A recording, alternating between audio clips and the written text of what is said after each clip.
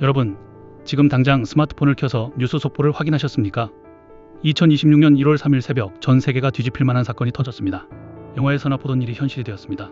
미군 특수부대가 베네수엘라 대통령궁인 미라플로레스 궁을 급습해 현직 대통령 니콜라스 마두로를 전격 체포했습니다. 설마 한 나라의 대통령을 진짜 잡아가겠어? 라고 비웃던 그 설마가 현실이 되었습니다. 한때 미국 놈들이 쳐들어오면 지옥을 보여주겠다고 호언장담하던 독재자는 잠옷바람으로 미군 헬기에 실려 짐짝처럼 뉴욕으로 압송되었습니다. 지금 그는 화려한 대통령궁이 아니라 차디찬 브루클린 연방 구치소 독방에 앉아 있습니다. 오늘 그림 경제학은 지상낙원이라 불리던 남미의 사우디아라비아, 베네수엘라가 어떻게 거지 소굴로 전락했는지, 그리고 미국은 왜 결국 대통령까지 사냥하는 극단적인 선택을 했는지, 그 피비린내 나는 50년의 역사와 충격적인 체포작전의 전말을 긴급 진단합니다. 지금 구독 버튼을 누르십시오. 역사가 바뀌는 이 순간을 절대 놓치지 마십시오. 시계 대엽을 잠시 1970년대로 돌려보겠습니다.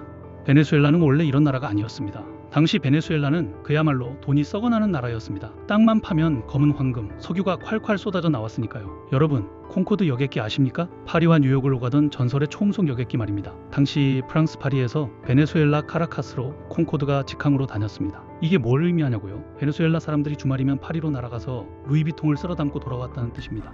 당시 베네수엘라의 별명이 뭔지 아십니까? 사우디 베네수엘라였습니다. 기름값이 물값보다 쌌고 국가는 국민들에게 일하지 마라, 돈은 우리가 준다라며 보조금을 뿌려댔습니다. 여기서 잠깐 재미있는 사실 하나 알려드릴까요? 당시 전 세계 위스키 수입량 1위가 어디였는지 아십니까? 미국도 영국도 아닌 베네수엘라였습니다.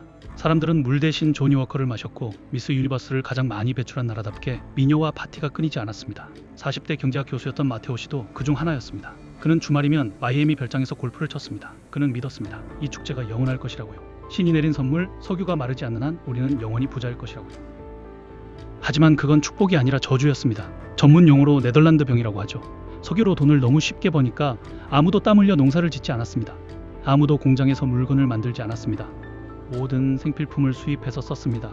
야, 만들면 뭐하냐, 달러 주고 사오면 되는데. 제조업은 멸종했고 국가는 거대한 소비 중독자가 되어갔습니다. 삼성전자가 망하면 한국 경제가 휘청이듯이 베네수엘라는 석유 하나에 목숨을 건 외줄타기를 하고 있었던 겁니다. 그리고 운명의 2010년대, 세 가지 재앙이 연달아 덮칩니다. 첫 번째 재앙은 유가 폭락이었습니다. 배럴당 100달러 하던 기름값이 30달러로 곤두박질치자 국가의 수입이 3분의 1 토막이 났습니다. 돈이 안 들어오는데 국민들은 이미 공짜 복지에 중독되어 있었습니다. 차베스에 이어 정권을 잡은 마두로는 어떻게 했을까요? 네, 여러분이 예상한 최악의 수를 둡니다. 윤전기를 돌려서 돈을 찍어내기 시작했습니다. 돈이 없으면 찍으면 되지! 라는 무식한 생각이 나라를 지옥으로 밀어넣었습니다. 결과는 참혹했습니다. 물가가 100만% 뛰었습니다. 상상이 되십니까? 어제 1,000원 하던 빵이 오늘 1,000만 원이 되는 세상입니다. 마트의 진열대는 텅텅 비었고 사람들은 빵 한 조각을 사기 위해 수레에 돈을 싣고 갔습니다. 현금 자동 입출금기는 고장났고 신용카드는 먹통이 되었습니다. 마테오 교수는 평생 모은 퇴직금을 찾았지만 그 돈으로는 계란 한 판도 살 수 없었습니다. 그는 결국 그 지폐 뭉치를 아궁이에 던져 넣었습니다. 땔감을 사는 것보다 돈을 태우는 게 더 쌌기 때문입니다. 더 충격적인 건 화장실입니다. 휴지 한 롤 가격이 지폐 수백 장보다 비싸지자 사람들은 볼일을 보고 돈으로 뒤처리를 했습니다. 화폐가 아닙니다. 그냥 더러운 종이 조각입니다. 한때 전 세계 위스키를 다 마셔 치우던 부자 나라 국민들이 이제는 쓰레기통을 뒤져서 썩은 고기를 찾아 헤매고 평균 체중이 11kg씩 빠지는 강제 다이어트를 당하고 있습니다. 사람들은 이걸 마두로 다이어트라고 부르며 피눈물을 흘렸습니다. 그런데 이 와중에 마두로 정권은 무엇을 했을까요? 국민을 살리는 대신 자신들의 배를 불릴 더러운 사업에 손을 댔습니다. 바로 마약입니다. 미국 마약 단속국 DEA의 조사 결과 마두로와 그의 측근들은 베네수엘라 군대를 이용해 콜롬비아의 코카인을 미국으로 밀수출하는 거대한 마약 카르텔, 이른바 태양의 카르텔을 운영했습니다. 나라를 망친 것도 모자라 국가 전체를 범죄 조직으로 만든 겁니다. 미국은 이때부터 마두로를 대통령이 아닌 마약 테러리스트로 규정하고 현상금 1,500만 달러, 우리 돈 약 200억 원을 걸었습니다. 두 번째 재앙은 미국의 경제 제재입니다. 독재가 심해지자 미국은 베네수엘라의 돈줄을 완전히 끊어버렸습니다. 국영 석유회사의 계좌를 동결하고 베네수엘라와 거래하는 모든 기업을 제재했습니다. 심지어 베네수엘라가 영국 영란은행에 맡겨둔 금괴 수십 톤도 찾아가지 못하게 막았습니다. 독재자에게는 금을 줄 수 없다는 논리였죠. 내 돈을 은행에 맡겼는데 은행이 너 마음에 안 드니까 돈 못 주라고 한 꼴입니다. 마두로는 제국주의의 강탈이다 라고 길길이 날뛰었지만 힘이 없는 국가는 제 돈도 지킬 수 없다는 걸 냉혹하게 보여줬습니다. 그리고 결정적인 세 번째 재앙, 바로 전용기 압류 사건입니다. 기억하십니까? 2024년 9월 미국 법무부가 도미니카 공화국에 있던 마두로의 대통령 전용기를 압류해서 플로리다로 가져가 버렸습니다. 한 나라의 대통령이 타는 비행기, 우리로 치면 공군 1호기를 미국이 견인차로 끌고 가듯 뺏어간 겁니다. 이건 단순한 압류가 아니었습니다. 우리는 언제든지 너의 손발을 자를 수 있다. 너는 도간에 든 쥐다. 라는 미국의 살벌한 경고장이었습니다. 하지만 마두로는 이 경고를 무시했습니다. 오히려 더 미쳐 날뛰었죠. 경제가 망해서 국민들의 불만이 폭발하자 그는 외부의 적을 만들기로 결심합니다.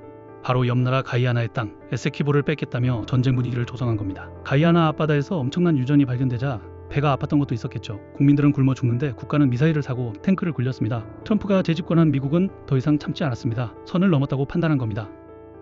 그리고 운명의 2026년 1월 3일 새벽 2시 카라카스의 밤하늘이 굉음으로 찢어졌습니다. 작전명 리버티 스톰. 미군 최정예 델타포스와 특수작전팀이 스텔스 헬기를 타고 대통령궁인 미라플로레스 궁과 주요 군사기지를 동시에 타격했습니다. 베네수엘라 군부는 저항 한번 제대로 못했습니다. 이미 미국의 제재로 무기는 녹슬었고 병사들은 배고픔에 지쳐 도망갔기 때문입니다. 마두로 대통령과 그의 부인 실리아 플로레스는 침실에서 잠옷 차림으로 미군에게 체포되었습니다. 어제까지만 해도 미국이 쳐들어오면 총을 들고 싸우겠다고 큰 소리치던 그는 수갑이 채워지는 순간 사시나무 떨듯 떨며 목숨만 살려달라고 애원했다고 합니다. 지금 화면에 나오는 이 영상을 보십시오. 검은 후드를 쓰고 수갑을 찬 채 미국 마약 단속국 요원들에게 끌려가는 저 남자가 보이십니까? 저 사람이 바로 어제까지 베네수엘라의 황제였던 마두로입니다. 그는 곧바로 뉴욕으로 압송되었습니다. 트럼프 대통령은 즉각 성명을 냈습니다.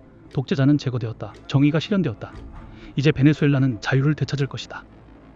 자, 이제 2026년 오늘 아침 카라카스의 마테오 교수를 다시 만나보겠습니다. 그는 지금 거리로 나왔습니다. 폭격 소리에 놀랐겠지만 독재자가 잡혀갔다는 소식에 만감이 교차합니다. 거리에는 성조기를 흔들며 환호하는 사람들도 있고 미국의 침략이다, 식민지가 될 것이다 라며 울부짖는 사람들도 있습니다. 혼란 그 자체입니다. 마테오 씨의 주머니엔 여전히 휴지 조각이 된 지폐뿐입니다. 독재자는 사라졌지만 당장 오늘 저녁 먹을 빵은 누가 줍니까? 미국이 석유 수출을 허가해서 경제를 살려줄까요? 아니면 친미 정권과 반미 세력 간의 내전이 시작될까요? 확실한 건 그의 조국 베네수엘라는 이제 스스로의 운명조차 결정할 수 없는 식물인간 상태가 되었다는 겁니다. 50년 전 콩코드를 타고 파리로 쇼핑 가던 그 자부심 넘치던 국민들은 이제 남의 나라 군대가 자신들의 대통령을 잡아가는 걸 멍하니 지켜볼 수밖에 없는 처지가 되었습니다. 2026년 베네수엘라 마두로 체포 사태가 우리에게 주는 교훈은 너무나도 섬뜩합니다.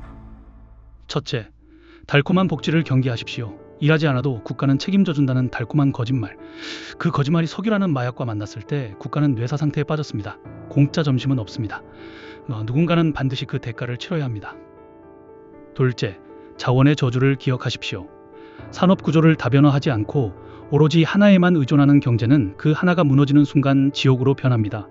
베네수엘라는 유가가 폭락하자 아무것도 할 수 없는 바보가 되었습니다. 셋째, 그리고 가장 중요한 교훈, 힘없는 정의는 무능하다는 것입니다. 마두로가 아무리 주권 침해다, 국제법 위반이다라고 외쳐봐야 소용없습니다. 힘의 논리가 지배하는 국제사회에서 미국이 작정하면 한 나라의 대통령도 하룻밤 사이에 죄수복을 입게 됩니다. 내 나라를 지킬 국방력과 경제력이 없으면 주권이라는 건 그저 듣기 좋은 단어일 뿐입니다. 오늘 밤 뉴욕의 차가운 독방에 갇힌 마두로는 무슨 생각을 하고 있을까요? 그리고 내일 아침 쓰레기통을 뒤져야 하는 마테오 씨는 빵을 구할 수 있을까요? 한편의 영화 같지만 너무나도 잔혹한 현실.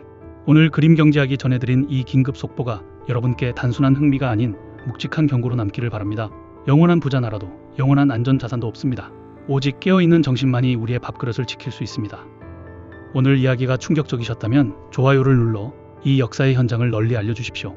우리가 깨어있어야 우리의 운명을 지킬 수 있습니다. 지금까지 경제의 밑그림, 그림 경제학이었습니다.